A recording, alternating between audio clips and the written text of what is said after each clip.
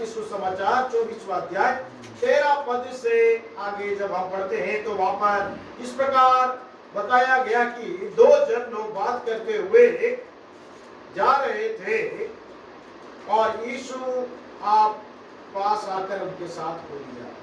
यहाँ पर इस बात का उल्लेख हम पाते हैं कि दो जन जब जा रहे थे बातचीत करते हुए तो यीशु मसीह उनके साथ हो लिया। तो प्रभु का कलाम कहता है जब 2-3 लोग मेरे नाम से एकत्रित होते हैं उनके बीच में उपस्थित रहता हूं। चाहे हम संख्या में कम हो ज्यादा हो, लेकिन प्रभु कहता है मिनिमम 2 जन एक मन एक चित्त होकर एकत्रित होते हैं उनके बीच में उपस्थित रहता हूं। और प्रभु वहां उपस्थित हो गया उनके बीच में, क्योंकि वे बातचीत करते हुए पूछताछ करते हुए जा रहे थे और उन्होंने जाना नहीं, उन्होंने एहसास नहीं किया कि यीशु मसीह उनके साथ है। मेरे प्रियो, कभी कभी ऐसा होता है जब हम बातचीत करते हैं, 2 जन मिलकर बैठकर बात करते, चाहे घर में हो, बाहर जा रहे हो, कहीं भी क्यों ना हो, लेकिन हमको एहसास ही नहीं होता कि यीशु मसीह हमारे साथ है। इन लोगों को भी एहसास नहीं हुआ कि यीशु मसीह इनके साथ है। उनको पता ही नहीं चला कि यीशु मसीह साथ में है। उनको एहसास ही नहीं हुआ, वो अंडरस्टैंड ही नहीं कर पाए कि जीसस क्राइस्ट विद देम, उनके साथ यीशु मसीह है करके उनको एहसास ही नहीं हुआ।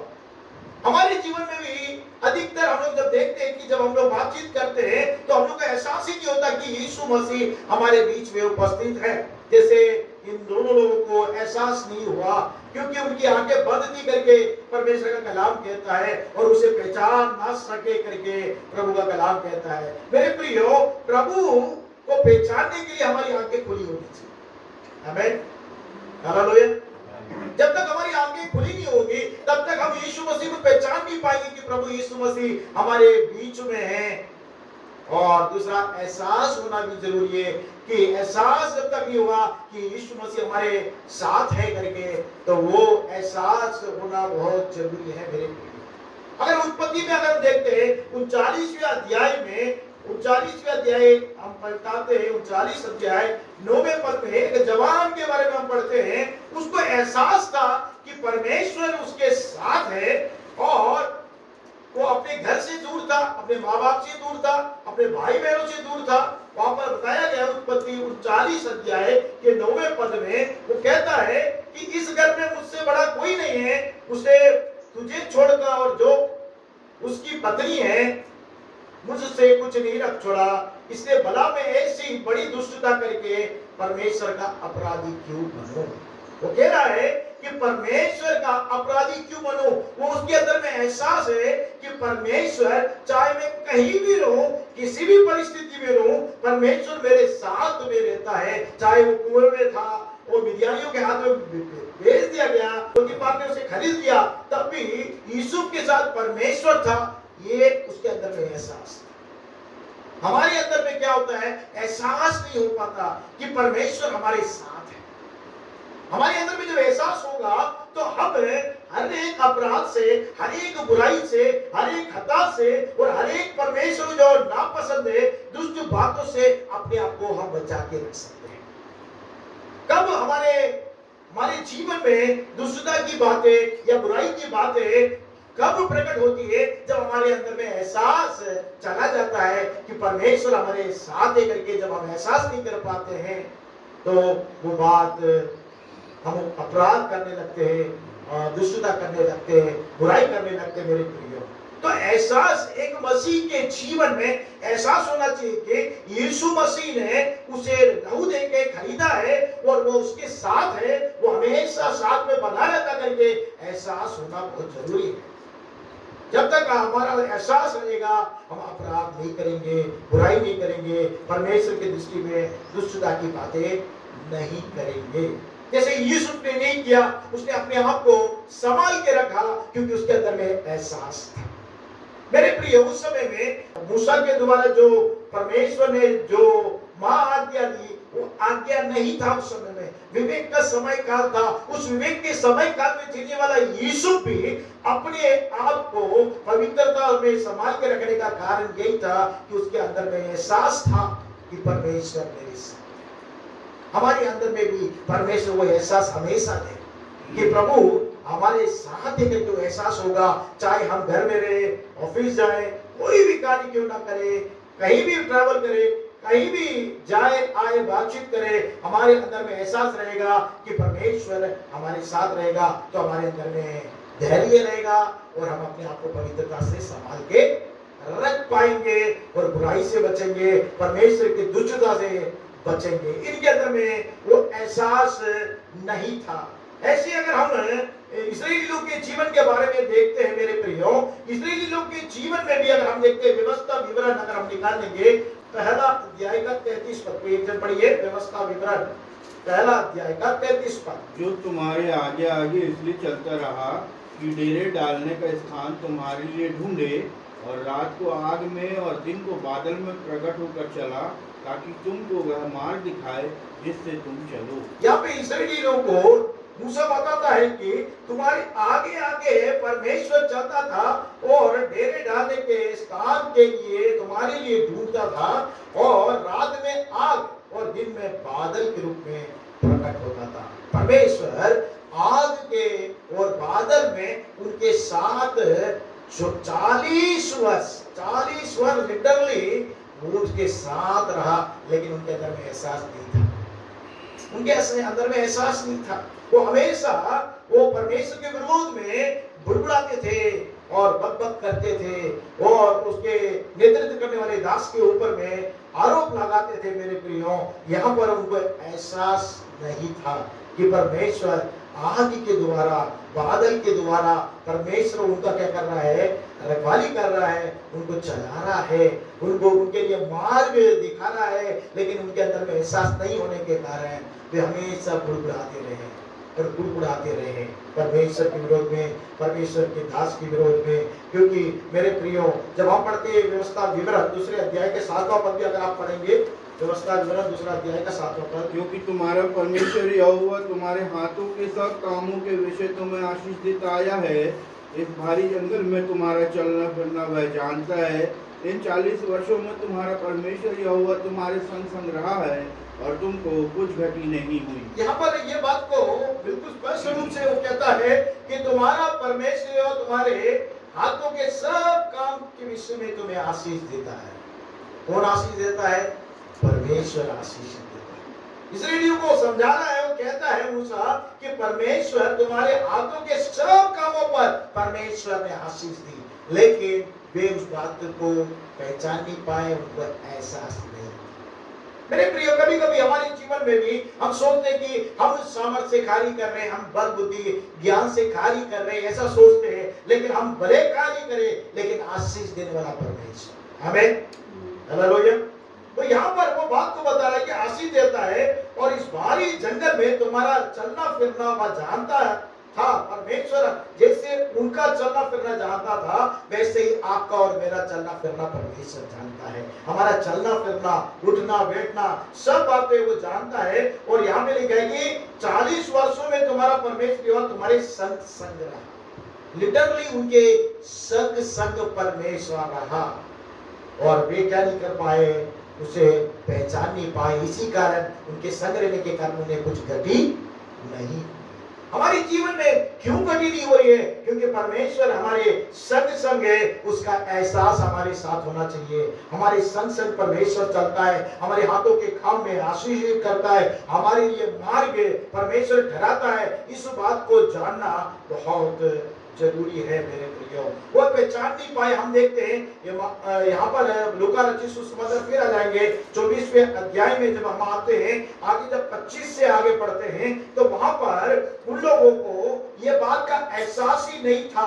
इसलिए प्रभु यीशु मसीह उन्हें डांटता और कहता है, जब उसने उनसे कहा, हे निर्बुद्धियों और भविष्यवक्ताओं की सब बात का विश्वास करने में मदमतियों, कहता है कि यीशु मसीह के बारे में कहते हैं, कह रहे थे कि यीशु मसीह एक बहुत अच्छा भला व्यक्ति था, भविष्यवक्ता था, सामर्थी वचन बोलता था, और याचकों ने और सरदारों ने उसे पकड़कर मृत्यु की आज्ञा दी, क्रूस पे चढ़ा दिया। हमारा आशा था कि वही क्या करेगा, छुटकारा देगा करके, लेकिन उनने वो बातें भूल गए जो परमेश्वर ने उनको बताया। और वचन वचनों के द्वारा, और प्रभु यीशु मसीह ने भी अपने जीवन के जी उठने के बारे में बताया, वो सब वो भूल गए और ये बात करने लगे। और यहाँ पर वो कहता है कि हे निर्बुद्धियों, वो क्या नहीं कर पाए, परमेश्वर की वैश्वता की बातों पर विश्वास नहीं कर पाए। हम लोग भी वचन सुनते हैं, क्या हम विश्वास कर पाते हैं परमेश्वर के वचन पर? इन लोग जो दो व्यक्ति थे उस बातों को विश्वास नहीं कर पाए। वहां पर लिखा है कि उन्हें विश्वास नहीं किया, इसलिए उसने उन्हें डांटा। उनने 26वें पद में पढ़ते, क्या अवश्य ना था कि मसीह ये दुख उठाकर अपनी महिमा में प्रवेश करे? प्रभु यीशु मसीह उस बातों को प्रकट कर रहा है। तब उसने मूसा से और सब भविष्यवक्ताओं से आरंभ करके सारे पवित्र शास्त्र में से अपने विषय में लिखी बातों का अर्थ उन्हें समझा दिया। वो मदमती हो गए थे, निर्बुद्धि थे, वो वचन को समझ नहीं रहे थे। प्रभु यीशु मसीह के वचन को सुना उन्होंने, प्रभु यीशु मसीह के वचन के पीछे वे चले, लेकिन उनके अंदर में निर्बुद्धि होने के कारण परमेश्वर के जी उठने को वो स्वीकार नहीं कर पाए। एहसास नहीं था उनके अंदर में, स्वीकार नहीं कर पाए, उसमें मदमती हो गए थे। और मेरे प्रियो, वो भविष्यवक्ता की बातों पर विश्वास नहीं करते थे, इसलिए यीशु मसीह ने उसको सारी बातें मूसा से मतलब है उत्पत्ति से लेकर व्यवस्था विवरण तक, मूसा का मतलब है उत्पत्ति से लेकर व्यवस्था विवरण तक मूसा ने लिखा है, उसको वो डिनोटेट करता है कि मूसा से और सब भविष्यवक्ता, उसके बाद जितनी भी भविष्यवक्ता की किताबें, उन सब में जो पवित्र शास्त्र में लिखी हुई बातों को अर्थ उसने समझाना शुरू कर दिया।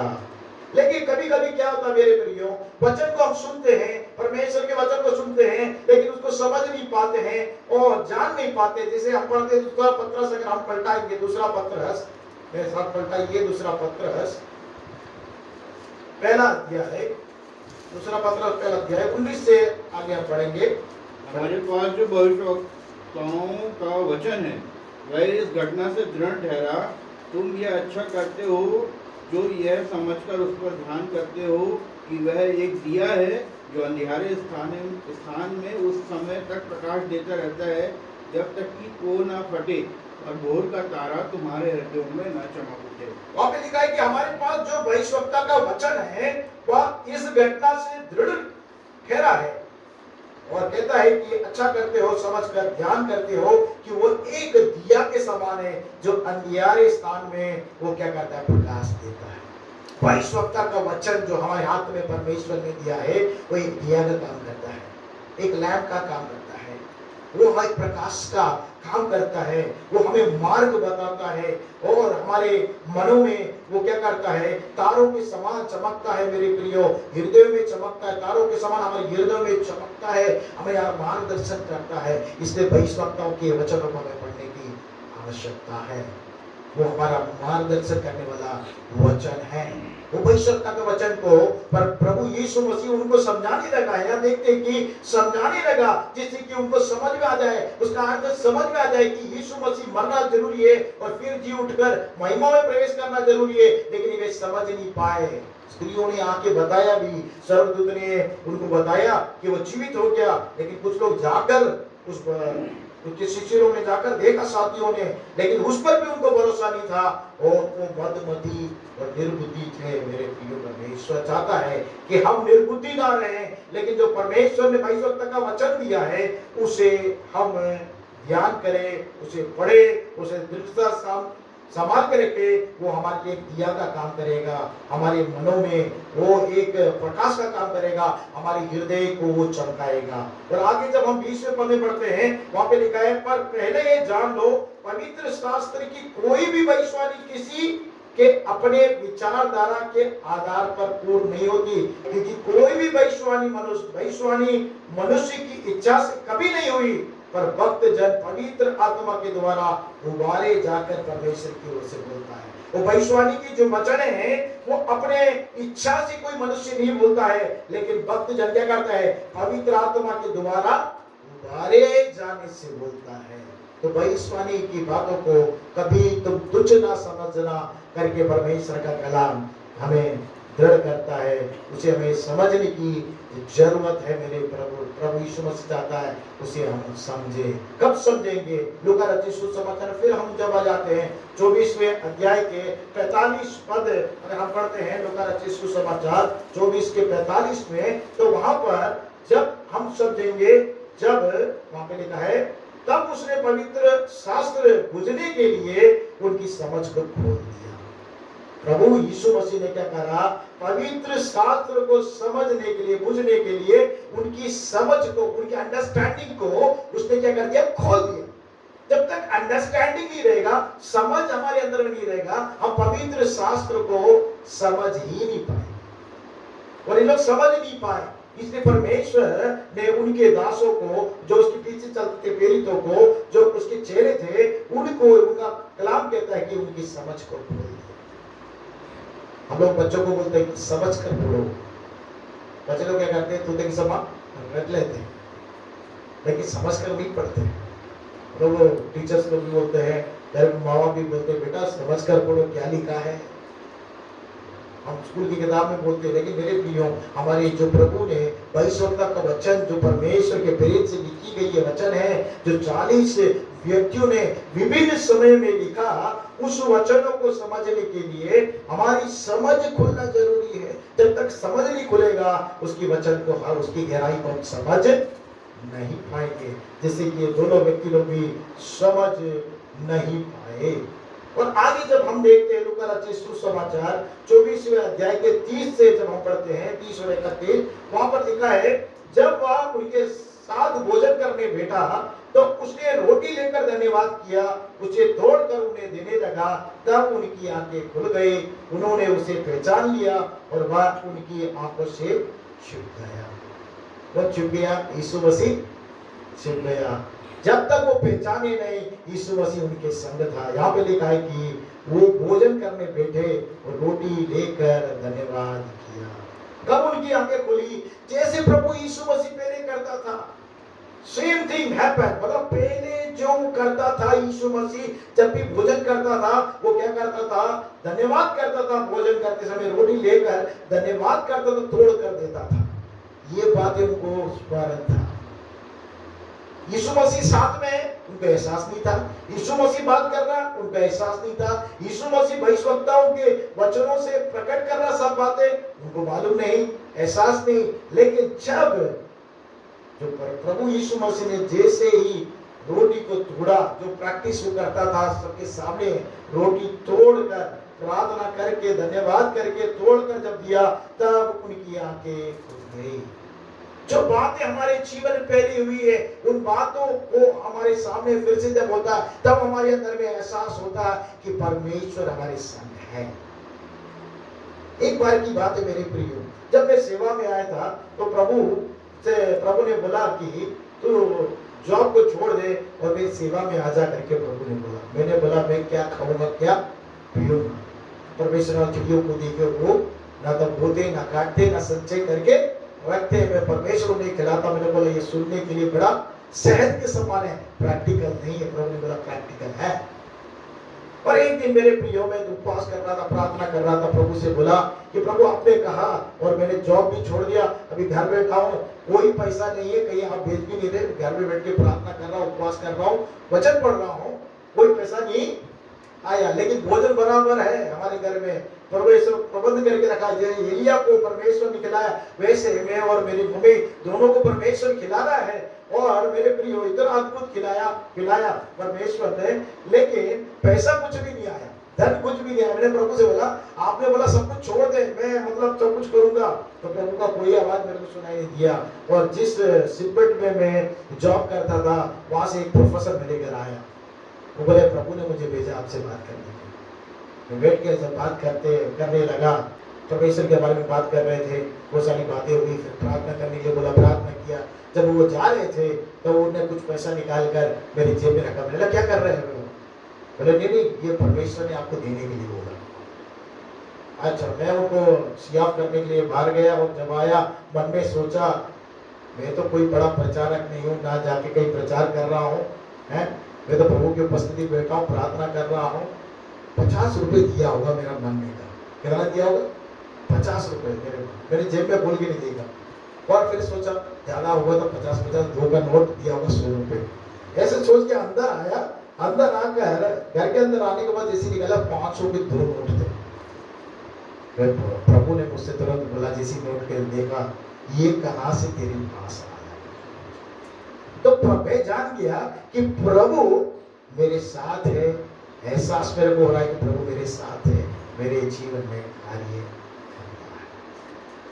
अब वही प्रैक्टिस था मेरे पास। और कुछ दिनों के बाद जब मैं सागर लेक्यू में एक मकान में रहने लगा, टावर 5 में रहने लगा, मकान बन रहा था, तब कुछ आर्थिक तंगी हो गई थी, परिस्थिति कुछ ऐसी हो गई थी। तो उस समय मैं बड़ा प्रभु से बात कर रहा था, लेकिन मेरी पत्नी को मालूम नहीं क्या हो रहा है। उसने सोचा जेब में पैसा नहीं है, ये से बड़ी टेंशन नहीं करके, लेकिन मेरी और प्रभु से बात हो रही थी। उस समय आपने किसी को भेजा और मेरी जरूरतों को पूरा किया। क्या आज भी आप मेरे साथ हैं? मेरी जरूरत को पूरा करने का सामर्थ्य रखते हैं? मैं जानता हूं, लेकिन मैं कहीं नहीं जाऊंगा। मैं विजिटिंग में जाऊंगा, मुझे पैसा मिल जाएगा, लेकिन मैं कहीं नहीं जाऊंगा, मैं घर पे ही रहूंगा। और मुझे आपने उस दिन एक प्रोफेसर को भेजा और पैसा मेरा जरूरत पड़ गया। आज भी आप मेरे साथ है, तो किसी व्यक्ति को भेजकर मेरी जरूरतों को पूरा करे करके मेरी प्रभु से बातचीत चल रही थी मनी मन। और मैं बैठा हुआ था मेरे प्रियो। इंदौर से एक डॉक्टर फोन करी, भोपाल, बोले मैं भोपाल आई हूँ, यूनिवर्सिटी से कुछ सर्टिफिकेट लेने के आई हूँ, सर आपसे मैं मिलना चाहती हूँ। तो मेरा बहुत दूर रहता हूँ यूनिवर्सिटी और मेरा घर बहुत दूर है। नहीं मैं आ जाऊँगी, आप बस बताइए करके बोली। वो आ गई। आने के बाद बात करने लगी, बोले मैं प्रभु में आगे बढ़ने लगी हूँ और मैं पंजाब में जाके बपतिस्मा लिया है। ऐसे सब करके उसने बहुत बातें शेयर किया। उसने बोला क्या आप मेरे लिए प्रार्थना करेंगे? मैंने प्रार्थना करा। प्रार्थना करने के बाद बोला मैं एक कमर में पैसा रख के, उसने बोला कि ये प्रभु ने आपको बीज बोने के लिए दिया है, ये आपको दिया है करके बोला। जैसे उसने ये बात बोला, मेरे आंखों से आंसू हो गया। मेरे को एहसास हो गया कि परमेश्वर कल आज कल कभी नहीं बदलना। परमेश्वर जब वो समय में परमेश्वर प्रोफेसर को भेजा, इस बार एक डॉक्टर को परमेश्वर ने भेजा। यहाँ पर भी यही बातें हैं। बातें पढ़ते समय मेरे को अभी स्मरण आ गया, इसलिए मैं आप लोगों को शेयर कर रहा हूँ कि जो रोटी तोड़ने वाली बातें हैं, उनको एहसास हो गया कि पहले भी प्रभु यीशु मसीह रोटी तोड़ता था, धन्यवाद करता था, देता था। तो वो बात उन्होंने जब देखा, तब उनके अंदर में एहसास आ गया, उनकी आंखें खुल गई। हाँ, प्रभु हमारे साथ था, इतनी देर हमारे साथ चल रहा था, हमसे बातचीत कर रहा था, वचन से बता रहा था, लेकिन उनकी समझ में नहीं आ रही थी। कब उनकी बातें प्रकट हुई मेरे प्रियो?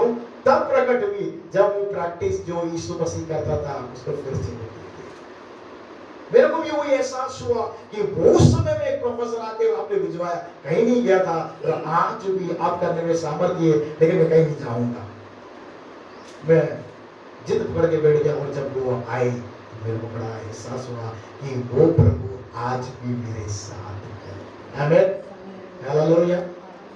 तो जब कुछ प्रैक्टिस हमारे साथ में होती है, वही बातें जब दोहराई जाती है हमारे साथ में है, तब हमारी आंखों में समझ में आने लगता है, हमको हमारी आंखें खुलती है, हम समझते हैं कि प्रभु हमारे साथ है, प्रभु था करके। और जब वो समझ गए, प्रभु वहां से चला गया करके हम देखते हैं। आगे जब हम पढ़ते हैं लूका रचित सुसमाचार में आगे बढ़ते हैं हम 33 से 35 तक जब पढ़ते हैं, वहां पर हम देखते हैं कि वहां पे लिखा है लूका रचित सुसमाचार 24 अध्याय 33 से लेकर 35 पद तक वहां पे लिखा है कि वे उस घड़ी उठकर यरूशलेम को लौट गए और उन 11 और साथियों को इकट्ठा पाया और वे कहते थे प्रभु सचमुच जी उठा और समम को दिखाई दिया। अब उनके अंदर में दृढ़ हो गया कि प्रभु जी उठा। अभी तक उनके अंदर में वो दृढ़ नहीं था कि प्रभु जी उठा करके, लेकिन जब प्रभु को वो पहचान लिए, प्रभु उनके साथ बात किया, तो तब उनको नहीं समझ में आया। उनके जब उन्हें समझ लिया प्रभु को ही है करके, तब वो जाके क्या करने लगे? गवाही देना शुरू कर। कब वो शेयर करे? कब उन्हें गवाही दिया? जब वो होते हुए उन्हें देखा कि उनके जीवन में होते हुए देखा, उस बात को वो गवाही दी।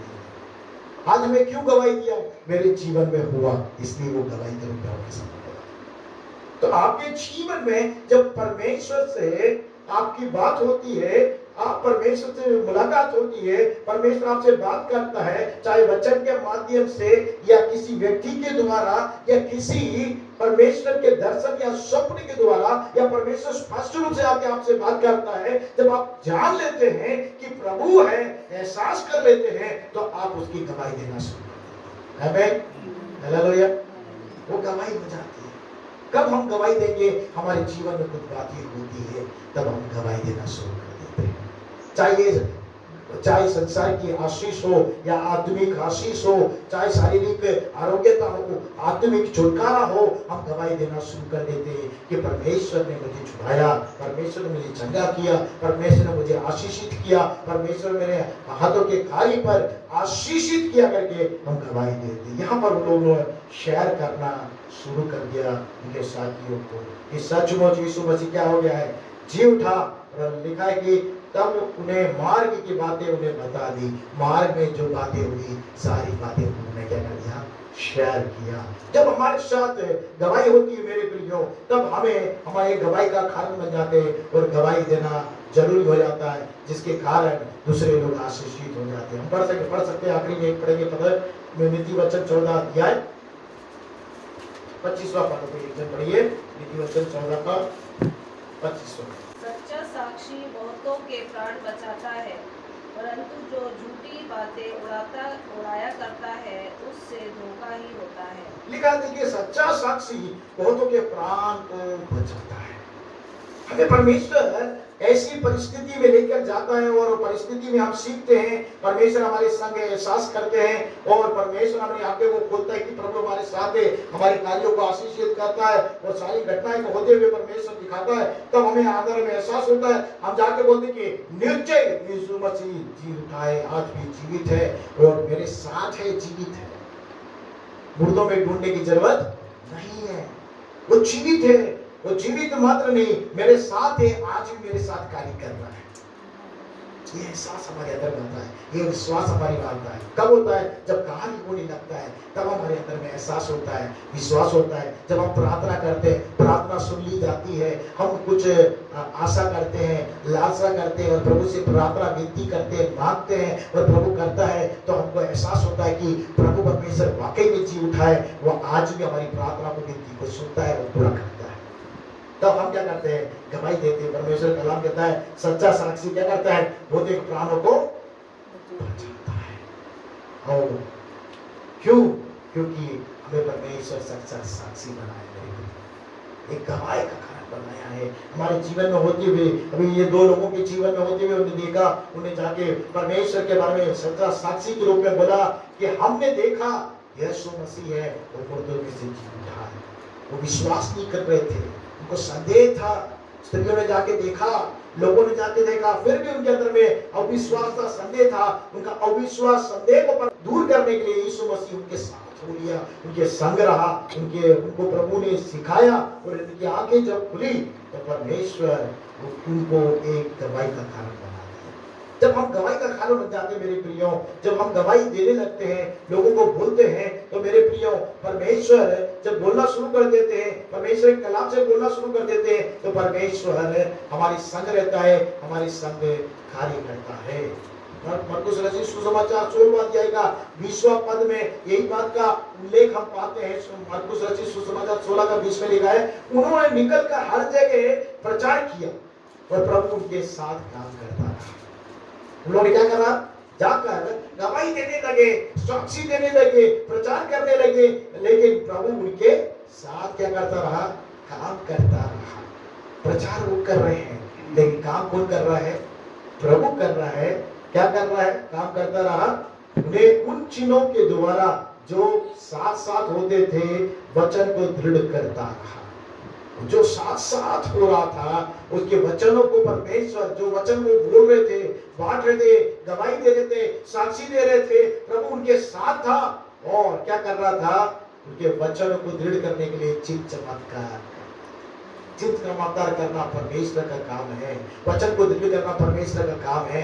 लेकिन परमेश्वर ने हमारे जीवन में जो किया है, जब हम दूसरे अन्य लोगों से हम जब बांटते हैं कि प्रभु ने मेरे जीवन में इतना बड़ा काम किया है, जैसे उन लोगों ने बांटा, अगर हम बांटते हैं, हमारे जीवन में परमेश्वर कितना अद्भुत काम किया है, उन बातों को बांटते हैं तो परमेश्वर क्या करता है, वचन को, उनके वचनों को दृढ़ करता है और चिन्ह चमत्कार करता है और कहता है कि मैं इनके साथ, प्रभु हमारे साथ रहना है। तो परमेश्वर ने हमारे जीवन में जो किया है उसको क्या करना है, बांटना है। हमारे जीवन में जो भी परमेश्वर ने गवाही दी है उस गवाही को बांटना है, दूसरों तक पहुंचाना है, प्रभु के प्रेम को बताना है, एहसास दिलाना है कि आज भी प्रभु यीशु मसीह जीवित है, वो मुर्दों में नहीं पाया जाता, आपकी प्रार्थना को सुनता है, वो मृत्यु में से जयवंत हुआ है, वो उसने मृत्यु में से जय पाने के कारण आज भी आपकी प्रार्थना सुनकर कार्य करता है। मेरे जीवन में कार्य किया, आपके जीवन में भी कार्य किया। जब उनको हम बांटने लगते हैं तो परमेश्वर आपके वचनों को दृढ़ करता है और अद्भुत कार्य करता है। आइए हम अपने आप को करें, प्रभु के सम्मुख में अपने आप को समर्पित करें, प्रभु से कहें, प्रभु हमारे अंदर में हमेशा एहसास होने पाए। मासूस के मार्ग में चलने वाले चेलों के एहसास नहीं था, लेकिन हमारे अंदर में हमेशा एहसास हो कि परमेश्वर हमारे संग है। इस्राएली लोगों के अंदर में एहसास नहीं था। मेरे 40 वर्ष तक ना तो कभी बादल हटा, ना तो कभी आग के ऊपर से हटा। उनकी सारी जरूरतों को परमेश्वर ने पूरा किया, उनके हाथों के कार्यों को आशीषित किया। चलने फिरने उठने चलने फिरने में परमेश्वर ने सहायता किया, हर एक बातों की सुधी ली परमेश्वर, लेकिन उनके अंदर में एहसास नहीं था कि यहोवा परमेश्वर उनके संग संग था। हम ऐसे मंदबुद्धि ना बने, हम ऐसे निर्बुद्धि ना बने। प्रभु से कहे, हमें बुद्धिमान बना मेरे पुत्र। हमारे अंदर से मंदबुद्धि को दूर हटा दे, निर्बुद्धिता को दूर हटा दे। हमेशा हमारे अंदर में, यूसुफ के अंदर में जैसे एहसास था कि परमेश्वर उसके संग है, ऐसे हमारे अंदर में एहसास हमेशा होने पाए। हर एक दुष्टता से, हर एक बुराई से, हर एक खता से, जो परमेश्वर को नहीं पाता, उन सब से परमेश्वर हमारे को बचा के रखे। जब हमारे अंदर में एहसास रहे कि परमेश्वर हमारी संग है, निश्चय हम बुराई से बचेंगे, पाप से बचेंगे, अधर्म से बचेंगे, और प्रभु को जो पसंद नहीं है वो कार्य नहीं करेंगे। जब हमारे अंदर में एहसास चला जाता है, हमारे अंदर में अविश्वास हो जाता है, संदेह आ जाता है और कुड़ करते हैं, इस्राएली के समान कुड़कुड़ाते हैं। मेरे प्रियो, हमारे अंदर में परमेश्वर एहसास दे। प्रार्थना करें प्रत्येक दिन कि प्रभु हमारे अंदर में एहसास को देना कि परमेश्वर हमारे संग है। एहसास को हमेशा हमारे संग है करके वो एहसास, वो भावना हमारे अंदर में रहने पाए, ताकि परमेश्वर आप हमारे संग रह के बड़े कार्य कर रहा है करके हम दूसरों को बांट सके। हमारी आंखें हमेशा खुली रहे कि प्रभु तेरी पवित्र शास्त्र को पढ़ते समय हमें समझ मिल सके। उसने समझ को खोल दिया करके हमने पढ़ा। प्रभु जी हमारी समझ को खोल देना, जब भी तेरे भविष्यवक्ता और तेरे शास्त्र में से, पवित्र शास्त्र में से पढ़ते हैं, हमारी आंखों को खोल दे, समझ सके। सिर्फ सुनने वाले नहीं, उसको पालन करने वाले बना, ताकि हम दूसरों के लिए गवाही का कारण बन सके, दूसरों के लिए साक्षी का कारण बन सके। वो तब गवाह बहुत से प्राणों को बचाता है। इन्होंने जी जाके दे मासूस के चेले लोग ने जाके गवाही दिया कि प्रभु यीशु मसीह जी उठा, हमने मिला। मेरे प्रभु परमेश्वर हमसे कितने, अगर आप पलट कर देखें हमारे जीवन में कितने अद्भुत कार्य परमेश्वर ने किया, जो हमारे विचार पर, हमारी कल्पना, हमारी भावना से बढ़कर कार्य को परमेश्वर ने किया, हमारी सोच से बढ़कर परमेश्वर ने कार्य किया। आज अगर हम जीवित हैं तो परमेश्वर का अनुग्रह, उसको हम दूसरों तक बांट सके, जीवित साक्षी बन सके। परमेश्वर हमारे संग रहेगा। अगर हम परमेश्वर के जीवित गवाह बनते हैं तो परमेश्वर हमारे संग रहता है। जीवित साक्षी देते हैं, प्रभु हमारे संग रहेगा, हमारे वचनों को दृढ़ करेगा और जिन अद्भुत काम करेगा दूसरों के जीवन में, हम बता पाएंगे कि यीशु मसीह जी उठा। सच में यीशु मसीह जी उठा, वो जीवित है, मृतों में से जी उठा, वो जयवंत परमेश्वर है। पुनर्जीवन की सामर्थ्य रखने वाला परमेश्वर है। हमारे अंदर एक वाचा विश्वास को परमेश्वर देता है कि हम भी एक दिन प्रभु के अंदर में उसके समान हो जाएंगे, उसके अनुरूप होकर उसके सम्मुख में पाए जाए। प्रिय मनोविज्ञानी परमेश्वर प्रभु यीशु मसीह के नाम से पिता तेरे सम्मुख में आते हैं कि प्रभु तेरे वचनों को हमें सुना, सिर्फ सुनने वाले नहीं लेकिन उसको मानकर अमल करने वाले बना। हमारे अंदर में हमेशा एहसास दे, हमारी समझ को खोल दे, हमारी आंखों को खोल दे। तो प्रभु हमारे हाथों के द्वारा प्रभु आशीषित करता है, हमारे संग रहता है, हमारे जीवन में बड़े अद्भुत कार्य को करता है। वो साक्षी को हम दूसरों तक बता सके। प्रभु हमारे संग रहेगा करके आपने आशा हमें दिया, विश्वास दिया।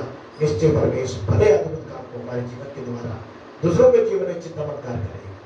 दयावान परमेश्वर दया के हाथों में समर्पित करता है।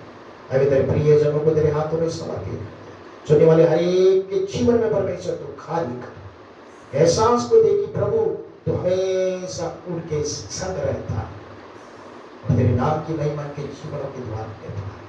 उनके कार्यों में, उनके खतों में, उनके गल्लों में, उनकी रुपये में, उनकी कमाई में, उनके परिवार में, उनके बच्चों के जीवन में, उनके हर एक व्यवसाय में, हर एक जीवन की शैली में उन्हें आशीषित कर, ताकि तेरे नाम की महिमा का कारण बन सके और अनेकों को प्रभु उत्तम साक्षी के रूप में प्रकट कर सके और तेरे नाम की महिमा की जी सके। दयावान परमेश्वर दया ज्ञान में समर्पित करते हुए इस प्रार्थना को मुक्ति दाता यीशु मसीह के नाम से मांगते सुन और ग्रहण कर पिता, आमीन।